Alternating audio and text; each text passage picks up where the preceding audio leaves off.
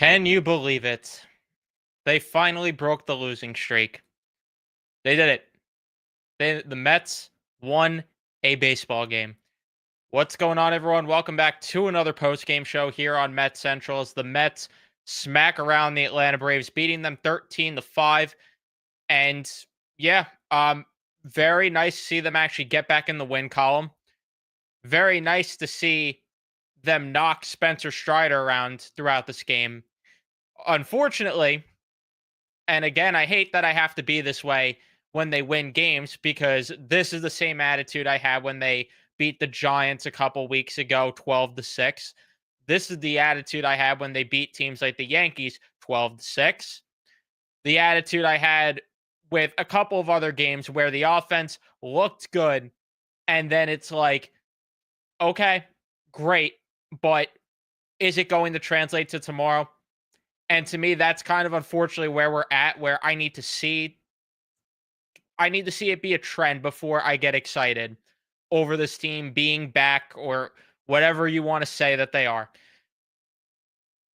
But all I know is good night for Pete Alonso, especially congratulations to him taking the record, the all-time home run lead record for the New York Mets franchise history, as well as adding an additional one to it in this game, getting to 254 in this one. So that was a moment I was very happy to see happen there.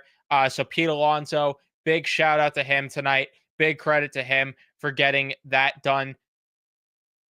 And yeah, I mean, you just had big days from a couple of individuals. Francisco Alvarez hitting multiple home runs for you. Cedric Mullins coming through with a big hit early on in the game. Nimmo having a home run. So again, you had the offense in terms of the runs. There were certain approach things still where I was like, okay, they're hitting the ball, they're scoring runs, but some of the tendencies still that we've seen in the previous games with the opposite field. And this game really, it got close at one point when it shouldn't have. And that's what really aggravated me the most out of anything tonight because you have Clay Holmes going out there once again and just laboring, not being able to give you the length that you need. And it is a problem. And, I had someone in my mentions on Twitter because I was getting mad that Mendoza did not pull Holmes a little bit earlier. And they're like, how do you not blame David Stearns for the rotation? Number one, you could blame David Stearns while also blaming Mendoza in the moment. Number two, the reason I was very infuriated in that moment is because, and Evan Roberts tweeted from WFAN, that Matt Olson is 1 for 11 against Gregory Soto. If you are going to give one more batter anyway, just pull him right then and there. Because in my mind, it's like, you're going to blow another game. You're going to blow another game, and it's going to be the same conversations that we've been having.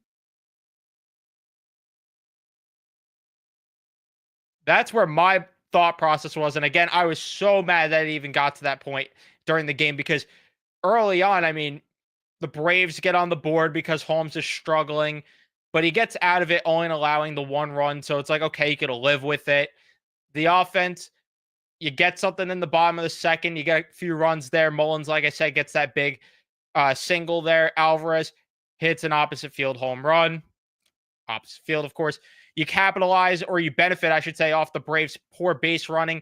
Pete Alonso then, like I said, breaks the record in the third inning. You're up 5-1. It's like this should be a no-brainer win this baseball game here. But of course, my mind was they're going to find a way to lose this game because that's just where this team has been at for the past 2-3 weeks, especially more than ever. I mean, it's been that way multiple times throughout this year, but especially over the past few weeks. And it's the part of the Braves order that Clay Holmes was getting beat by. Vidal Brujan, Nacho Alvarez, Nick Allen. I mean, this guy pisses me off. Drawing a walk. And then it took, I think, until then for Mendoza to finally get Gregory Soto up in the bullpen, which should have been done earlier. And then, like I said, how is Soto not in the game to face Matt Olson at that point?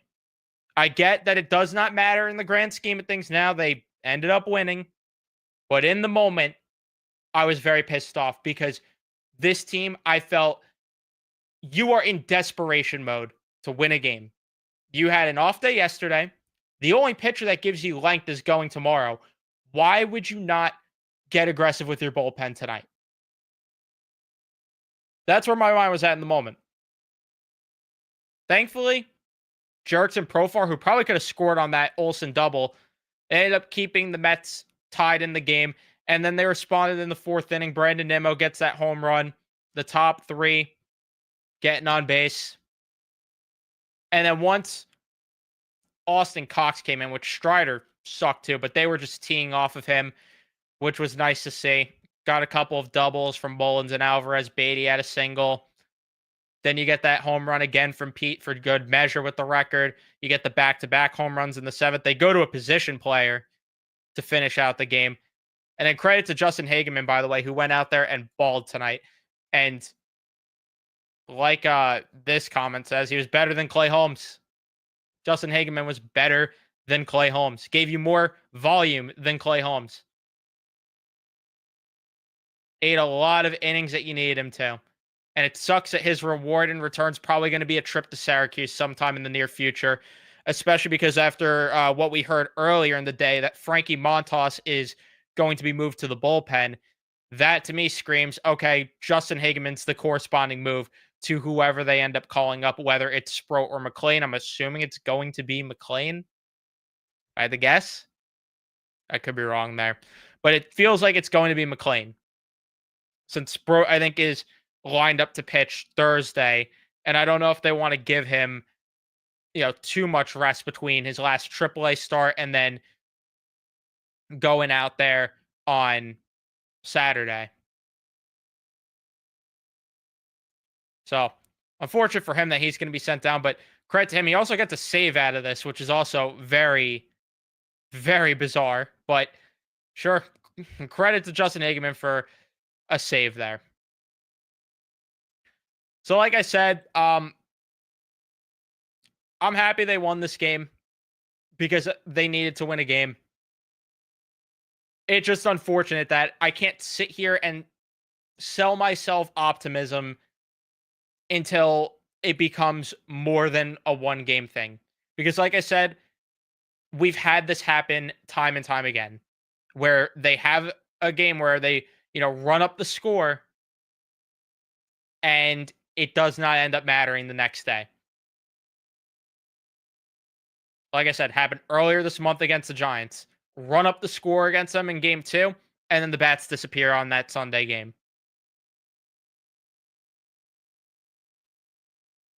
And I still have a lot of questions after tonight because Holmes is not giving you enough length right now. And this is just, again, a problem because you already have to move Montas to the bullpen. Like, do you move Holmes to the pen too?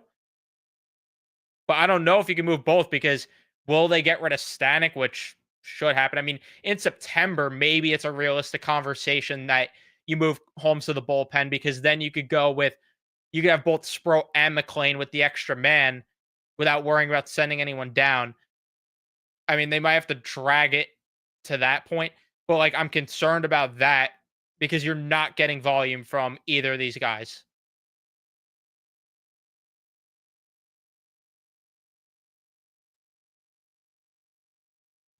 And then even with the offense, like I said, I don't know how sustainable it is. What they did tonight, a lot of opposite field hits, which we've seen all year long. If they were pulling the ball a little bit more, I'd be like, you know what? But again, I have to see it to believe it.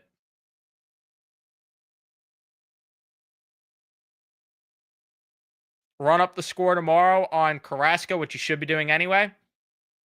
Good. Then we could start to have conversations here going forward. But I need to, again, see all of this unfold to believe it. Because then you play the Mariners too, which the Mariners are not going to be easy to go against with their pitching staff. So a lot of questions still. But again, it was important for them to get a win at this rate. Because that's just where we're at. And Again, it's unfortunate that we're in the win a game. We're in the please win a game territory. But here we are.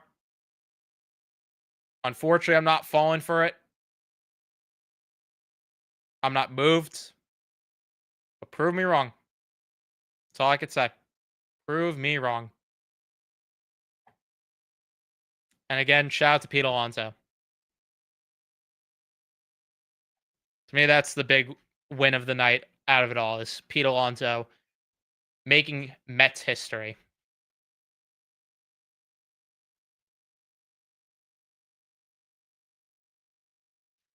Mendoza's decisions starting to become a problem. Was stupid to keep Holmes in after you had Soto ready for Olsen. Exactly. That's my point. And again, I get that it's nitpicking when they won 13-5, but those are little process things that you can't make that mistake there. Especially when I just highlighted before what Soto's numbers are against Olsen. You got to get Gregory Soto in the game at that point. Everyone should know by now that Holmes has been gassed for the past couple months and can't get past the fourth. Holmes needs to long reliever, needs a start, needs a starter for a couple of innings. 1,000,000%. And the biggest problem is, and Matt was who's in the chat was pointing it out a lot during the game in our group chat. And it's true. I mean, we've pointed out ad nauseum. He's not expanding his arsenal enough at all. I mean, he is just throwing like he's still a reliever. He's utilizing his sinker way too much. He's like relying on it more than anything else in this world. And that was our biggest critique when we watched the Houston game together on opening day. It was like, hey, you're a starting pitcher now. You need to use your deeper arsenal that you worked on in the offseason. And for whatever reason, we saw it for a month and a half. Like then once the end of May came in, started June, it's like all of a sudden he went back to relying on just the sinker. It's like, what's going on here? We needed to have a deeper arsenal if you want to get by in these innings. You can't get by relying on one or two pitches, especially the sinker. It's just not going to be realistic.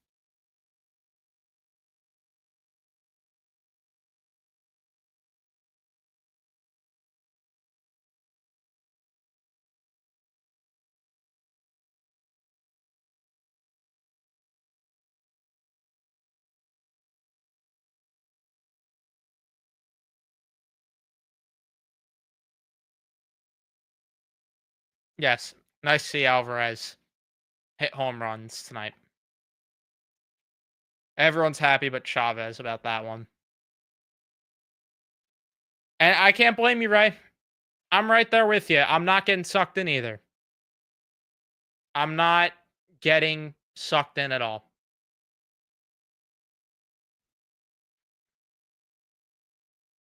And again, it sucks. It's unfortunate that it is this way, but that's the way it is.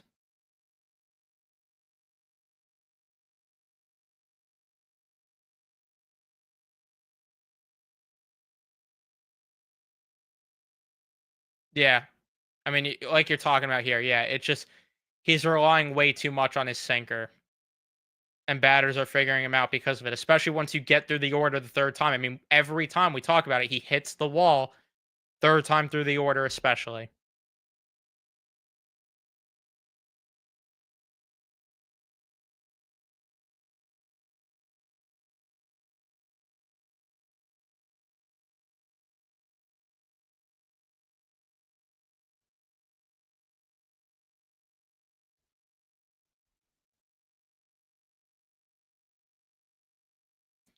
Who would you rather Holmes be sent to the bullpen over Montas? I think that, like I said, once September comes, you could have both in the bullpen because then with the extra roster spot, you could call up Brandon Sproat. So you have Nolan McLean slot in for Montas, and then Sproat comes in during the September call up round, and that's your answer for your other starter.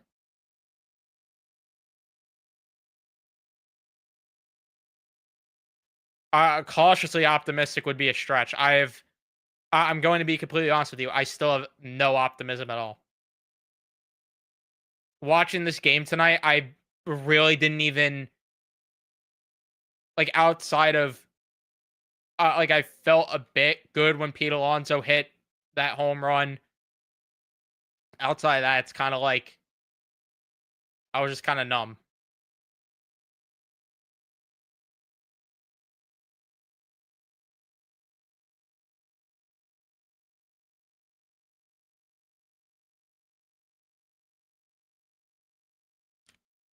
Feel the same. Montas needs to go to the pen way more than Holmes, but he isn't helping his case. Yeah, that's the problem. It's like both these guys look like they belong in the pen, but you don't really have the flexibility to replace both of them right now, which is why you need Holmes to find a way to get through. Let's do the math on this one. So if what I'm saying ends up coming to fruition where they keep Clay Holmes in the rotation until September, you would need him to start. So he would start Sunday against Seattle. He would start Saturday against the Braves. Then there would be a Thursday game against the Marlins, and then you're in September. I mean, if you would need to survive off 3 more starts of Clay Holmes before you can maybe move him to the pen. If you're able to do that, great, but it's going to be a challenge in itself to do that. But to be honest with you, I mean, Montas doesn't even belong on this roster. That's the most infuriating part. And I just wish they would Phantom IL him.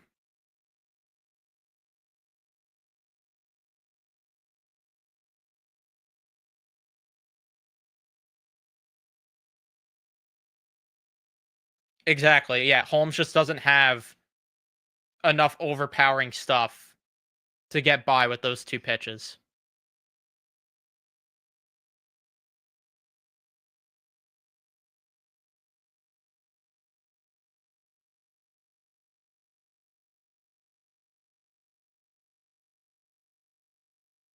And it's looking like it's a failed experiment, but again, I don't know. Like to me, I don't this is more of an off-season talk about, if they should just give up on it or maybe it's something that works next year and you just need to give them a good workload this year to build off of that. Who knows? But I'm not ready for that conversation yet. This he should be flipping burgers right now. This point with DFA Stanek, Hop, Sprout, and McLean have days where you have Holmes and McLean pitching and then Montas and Sprout pitching. I mean, I completely agree there. But unfortunately, that's not going to be the case. And I know that you know it. I'm just relaying it that they are going to wait. I like I said, once September rolls around, I think that's when you're going to see both Sproat and McLean on the roster. Although they might use Paul Blackburn instead, which please no, but it might be the case. Again, in an ideal world, Montas is just not here right now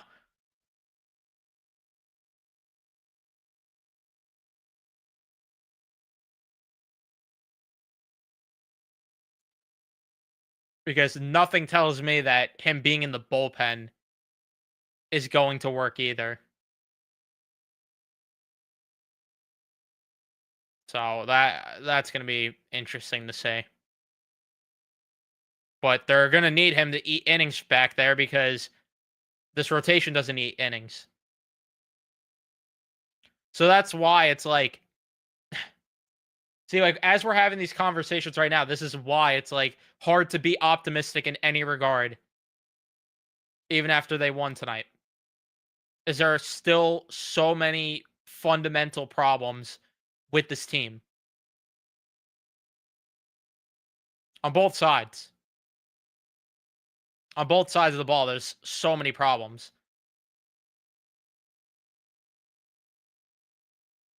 And that's where I'm hard. That's where it's hard. Pause. That's where it's hard for me to be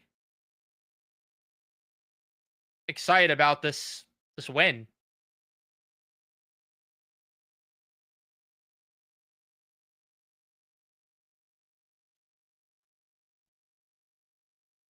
I wish I could be though.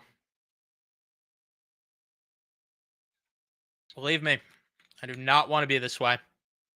For a team I had so much optimism for going into the year. I do not want to sit here on August 12th. Like if you told me going into the year I'd be sitting here on August 12th feeling this way, I wouldn't believe you. Because I had a lot of optimism going into the year, and I would be thinking that we'd be talking about, you know, really trying to win the division. Now we got to make sure they make the playoffs.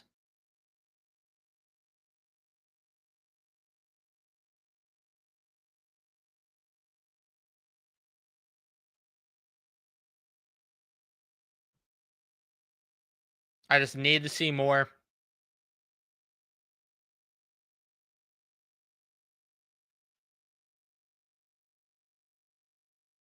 And I hope we do.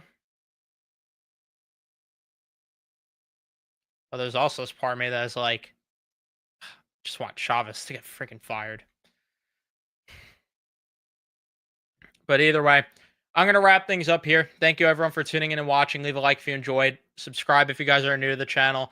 Turn on your notifications so you know when we upload or go live here on Met Central. I'll see you guys in the next one.